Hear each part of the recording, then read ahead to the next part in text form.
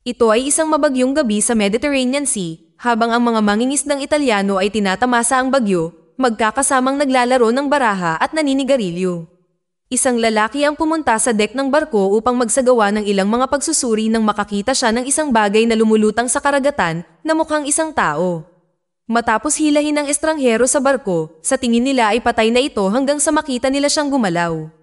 Napagtanto na maaaring magkaroon sila ng pagkakataong iligtas ang kanyang buhay. Dinala nila siya sa kanilang silid na iniwan ng doktor na isagawa ang kanyang mahika.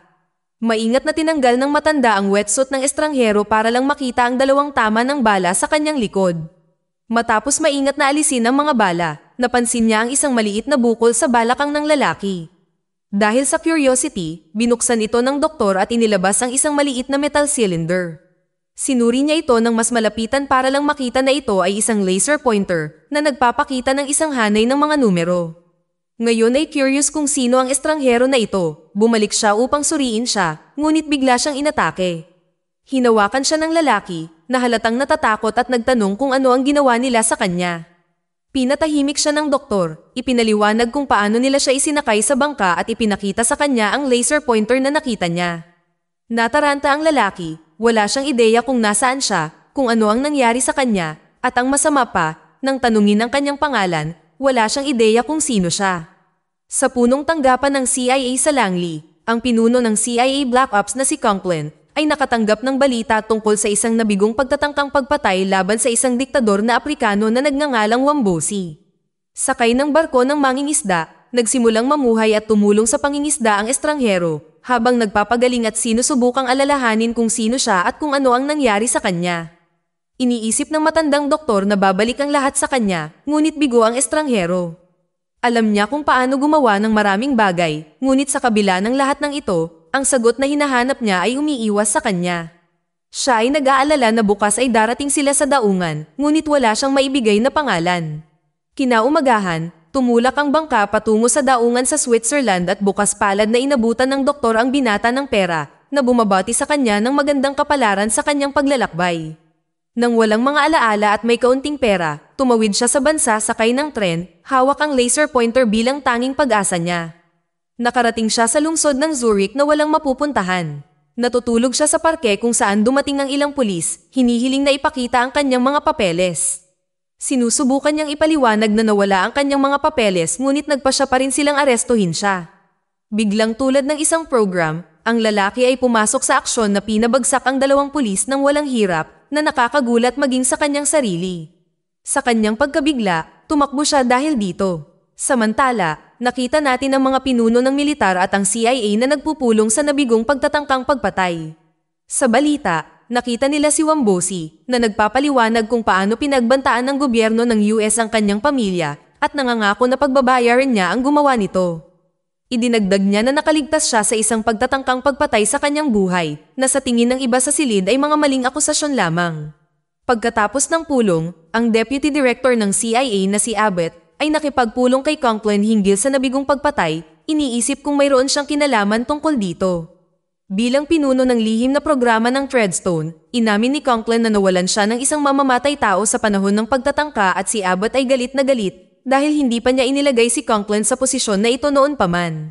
Ang estranghero ay tumungo sa bangkong nakalista sa laser pointer at nakakuha ng access sa safety deposit box na nauugnay sa account number. Naiwan siyang mag-isa sa kahon, galit na galit niyang binuksan ito para lang makita ang mga pasaporte at iba pang gamit. Sa isang pasaporte ay nakita niya ang pangalang Jason Bourne kasama ang kanyang larawan. Nag-alis siya ng false bottom sa safe para lang makakita ng maraming pera, baril, at iba pang mga pasaporte na may iba't ibang pangalan, lahat ay kasama ang kanyang larawan. Nakita niya ang isa pang pangalan, John Michael Cain, bago nagpas siyang ilagay ang lahat ng nilalaman ng kahon sa kanyang bag, ngunit iniwan ang baril. Pag-alis niya, pinagmamasdan siya ng manager ng bangko bago nag-dial ng numero. Lumabas si Jason sa kalye, determinadong malaman ng higit pa tungkol sa kanyang sarili nang makita niya ang isang opisyal na tamang nakatingin sa kanya. Dumaan siya sa mas maraming pulis, pagkatapos ay nakita niya ang mga sasakyan ng pulis na mabilis na dumaraan at nakaramdam ng panganib. Binilisan niya ang kanyang paglalakad ngunit sinusubukang hindi makatawag ng pansin. Sinimulan siyang sundan ng mga pulis ngunit bago nila siya malapitan, lumiko siya sa konsulado ng Amerika upang makalayo sa kanila. Sa loob, natuklasan si Jason ng security chief na nagtangkang arestuhin siya. Nagkunwaring sisuko si Jason, ngunit mabilis na niligpit ang mga bantay sa paligid niya at kumuha ng baril. Tumakbo siya para dito, pinabagsak ang isa pang bantay at ninakaw ang kanyang walkie-talkie upang makatakas sa mga lalaki. Pagkatapos ay pumasok ang mga armadong tauhan ng puwersa sa gusali, ginalugad ang buong gusali sa paghahanap kay Jason na nagmamadaling pumunta sa isang emergency exit. Nakalabas siya, gamit ang fire escape para umakyat sa bubong ngunit nauwi sa pagkahulog ng kanyang bag sa proseso.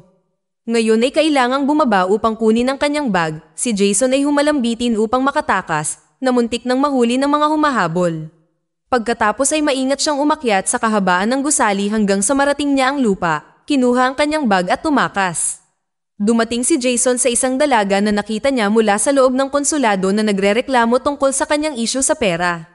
Nag-alok siya sa kanya ng $10,000 para ihatid siya sa Paris na sa una niyang palagay ay isang biro, hanggang sa mag-alok siya ng isa pang $10,000 pagdating nila doon. Sa Langley, natanggap ni Conklin ang tawag tungkol sa pag-withdraw mula sa bangko at nagkagulo sa paghahanap ng mga sagot. Pinagtrabaho niya ang kanyang buong koponan sa pagsubaybay kay Jason, iniskan ang lahat ng mga record at mga security camera sa buong lungsod. Nakakuha sila ng malabong larawan sa security footage, ngunit hindi nagkaroon ng anumang pagkakataon. Nagpasya si Conklin na i-activate ang lahat ng kanyang mga ahente ng Black Ops na hinihiling na ilagay si Jason sa isang body bag sa paglubog ng araw. Ang mga ahente na isinaaktibo ay sina Castell, Mannheim, at si Professor. Samantala, si Jason at ang babae, na ipinakilala ang sarili bilang si Marie, ay patungo sa Paris. Si Marie ay patuloy na nagkukwento tungkol sa kanyang buhay at kung ano ang kanyang pinagdaanan. Sa palagay niya ay masyado na siyang maingay ngunit hinimok siya nito na magpatuloy, na binanggit na matagal na siyang hindi nakikipag-usap sa sino man ng tulad nito, na ikinagulat niya. Nagtataka siya kung anong uri ng tao ang magbabayad ng $20,000 para sa isang biyahe papuntang Paris, ngunit ipinagtapat ni Jason na wala siyang maalala tungkol sa kanyang buhay. Balik tayo sa Langley, nakahanap si Conklin at ang kanyang koponan ng video footage ng pakikipag-usap ni Jason kay Marie. Kinuha nila ang lahat ng kanyang mga detalye, sinusubukan na makakuha ng bakas sa kanyang lokasyon at naglabas ng ulat para sa kanilang dalawa. Huminto sina Jason at Marie kung saan lubos niyang ipinagtapat sa kanya ang nangyari sa kanya kamakailan. Iniisip niya kung anong klaseng tao siya, na nasa kanyang deposit box ang mga item na iyon at isang account number sa kanyang balakang, ngunit tiniyak sa kanya ni Marie na makakatanggap siya ng mga sagot sa lalong madaling panahon. Nagpatuloy sila sa kanilang paglalakbay at sa wakas ay nakapagpahinga na si Jason. Kinaumagahan, nakarating sila sa address na nakalista sa pasaporte ni Jason at pumarada sa di kalayuan. Naghanda silang magpaalam na naging napakahirap dahil nakasanayan na nila ang pagkakaibigan, kaya nagpasya si Marie na sumama. Sinubukan ni Jason na makapasok sa gusali kung saan siya ay sinalubong ng isang babaeng nakakakilala sa kanya at tinanggap siya sa loob. Nakuha nila ang susi ng kanyang apartment ngunit ito ay walang laman maliban sa ilang mga bagay sa paligid ng bahay. Nagdahilan si Marie na gagamit ng banyo at nakipag-ugnayan si Jason sa isang hotel sa pamamagitan ng telepono. Nagtanong siya tungkol sa mga pangalan sa kanyang mga pasaporte doon. Nalaman na si John Michael Caine ay nakarehistro ngunit namatay 2 linggo na ang nakakaraan sa isang car crash. Sa sandaling iyon, naramdaman ni Jason ang panganib, kumuha ng kutsilyo at nagsimulang dalugarin ang bahay. Bigla silang tinambangan ni Castell na sumambulat sa bintana. Hinarap siya ni Jason at nagsimulang mag-away ang dalawa. Bumunot ng talim si Castell at umatake ngunit mabilis si Jason at umiiwas sa talim. Kumuha siya ng ballpen at ginamit ito bilang sandata. Sinimulan niyang ibagsak si Castell nang may kasiguraduhan hanggang sa mapalipad siya. Sinimulan ni Jason na tanungin ang lalaki tungkol sa kung sino ang nagpadala sa kanya, habang tinitingnan ni Marie ang kanyang bag para lang makita ang mga larawan nila ni Jason. Nagsimula siyang matakot at ginamit ni Castell ang pagkakataong tumalon sa bintana hanggang sa kanyang kamatayan. Nagulat si Marie at kinailangan siyang tulungan ni Jason pababa kung saan nakita nila ang mabait na ginang na may tama ng bala sa ulo. Nakatanggap si Conklin ng tawag mula sa kanyang logistics technician na si Nikki tungkol sa insidente, nalaman na napatay ang kanyang lalaki. Nakarating sina Marie at Jason sa isang istasyon ng tren at dahil ayaw niyang mas lalo siyang magkaproblema, hinimok niya itong pumunta sa mga pulis at isuko ang sarili. Alam niya ang uri ng buhay na mayroon ng isang taong pinaghahanap ng batas at ayaw niyang madamay siya, ngunit napagpasyahan ni Marie na huli na ang lahat para umatras ngayon. Pagkatapos ay nakita nila ang mga pulis na dumating sa paligid nila at lumapit. Binigyan siya ng huling pagkakataon ni Jason na umatras, ngunit isinuot ni Marie ang seatbelt para sa matinding habulan.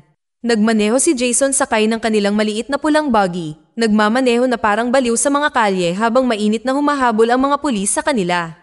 Halos ma-corner sila ngunit lumiko sa isang makipot na eskinita kung saan ang mga motorsiklo lang ang makakasunod. Sa pagmamaneho na angkop para sa mabilis at galit, nagawang mawala ni Jason ng isang motorsiklo na pulis, ngunit nakasunod pa rin ang isa pa sa kanilang landas, ngunit kalaunan, nabangga ang pulis at nakahanap sila ng ligtas na lugar sa isang underground na paradahan. Samantala, si Conklin ay nagtanim ng isang katawan upang magpanggap bilang John Michael Caine sa isang morgue upang subukan at patahimikin si Wombosi, ngunit sa unang tingin ay napagtanto niya ang kalansay. Natanggap ni Conklin ang balita tungkol kay Wombosi at naramdaman ng pressure, itinalaga niya si Professor na hawakan siya. Ginupit at kinulayan ni Jason ang buhok ni Marie at dahan-dahang nauwi ang dalawa sa mainit na sandali at nakibahagi sa isang bawal sa bata na aktibidad. Kinaumagahan, nagising si Marie at nakitang nilinis ni Jason ang buong apartment para sa mga fingerprints dahil pinaplano niyang magtungo sa hotel kung saan tumuloy ang kanyang alias na John Michael Caine para makakuha ng ilang impormasyon. Samantala, pinaplano ni Wombosi na maglabas ng impormasyon sa CIA. Habang naglalakad sila ng kanyang bodyguard, agad siyang pinatay ng mga bala mula kay Professor. Sa kabilang banda, pinapasok ni Jason si Marie sa loob ng hotel, tinuturuan siya kung saan pupunta at kung ano ang hahanapin.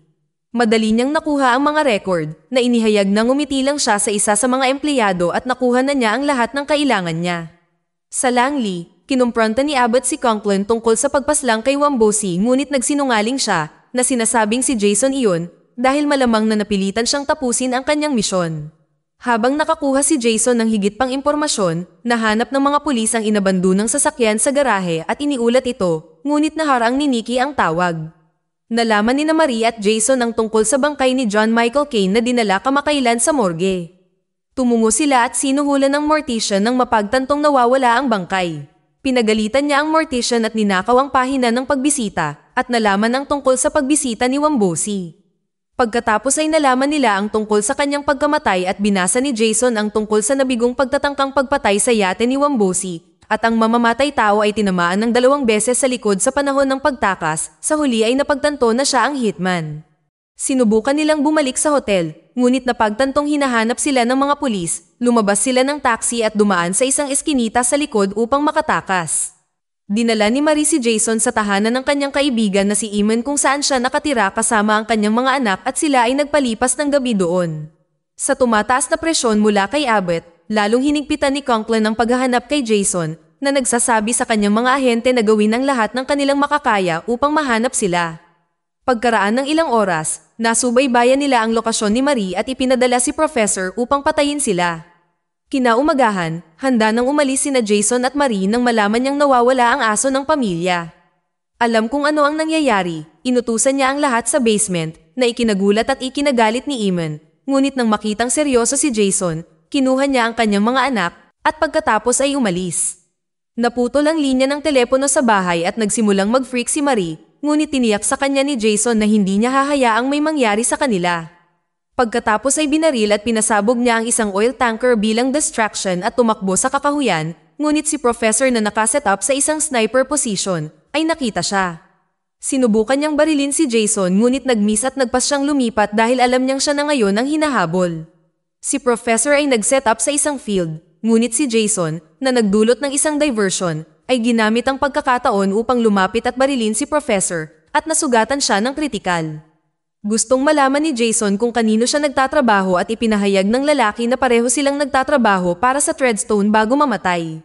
Gamit ang impormasyong ito, pinaalis ni Jason sina Marie, Eamon, at ang mga bata para sa kanilang kaligtasan na inihayag na tatapusin niya ito. Pagkatapos ay dumaan si Jason sa bag ni Professor at hinanap ang kanyang cellphone. Tinawagan niya ang huling numero at si Conklin at ang kanyang mga tauhan ay nag-pick up. Ngunit sa halip na marinig si Professor ay narinig nila si Jason sa kabilang linya. Pagkatapos ay nagutos si Jason na makipagkita kay Conklin ng mag-isa sa Paris. Nakarating siya sa lokasyon kung saan natatanaw niya ang lugar ng pagpupulong at naghanap ng anumang palatandaan ng mga ahente. Nabisto niya silang lahat at nagpas siyang huwag lumabas sa pagpupulong, ngunit nagawa niyang maglagay ng tracker sa van ng mga ahente na nagturo sa kanya sa safe house ng Treadstone sa Paris.